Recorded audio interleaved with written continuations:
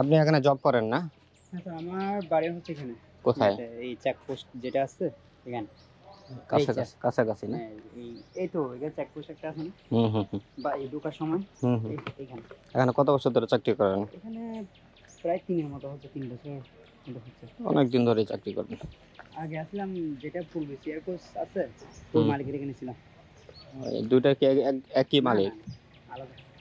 ও আচ্ছা আচ্ছা। এখানে ছিলাম প্রায় ৬ থেকে ৭ বছর। এই এই জ এই এই জবে এই লাইনে, হ্যাঁ।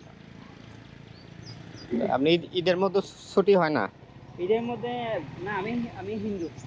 ও আপনি হিন্দু? হ্যাঁ, তাই জন্য না হলে ঈদের মধ্যে এখানে থাকতাম না। ঈদের মধ্যে আমাদের এখানে কেউ নাই। শুধু কয়েকজন আছে। ও যারা হিন্দু তাদের আর ছুটির প্রয়োজন না, হয় না। না। অনেকে মুসলিমও দেখলাম তো ওদের। মুসলিম আছে, ওনার হচ্ছে বাড়ি দূরে। কিছু আছে কুমিল্লা, কিছু আছে আপনার ঢাকায়। এই জন্য যাইনি আর কি। আর হচ্ছে আর কিছু হচ্ছে ফেনী। মানে তার মানে আপনি কি প্রত্যেক ঈদে ডিউটি করেন? প্রত্যেকে দিয়ে আছে।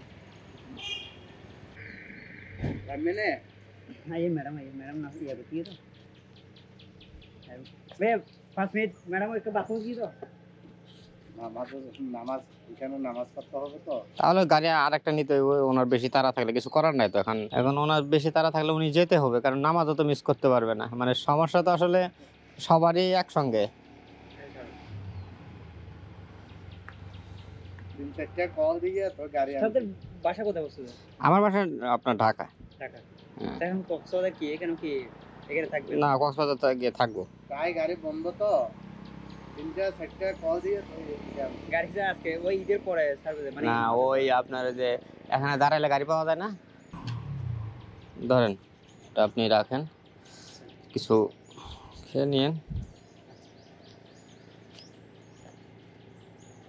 ধরেন ভাই, এটা আপনি রাখেন।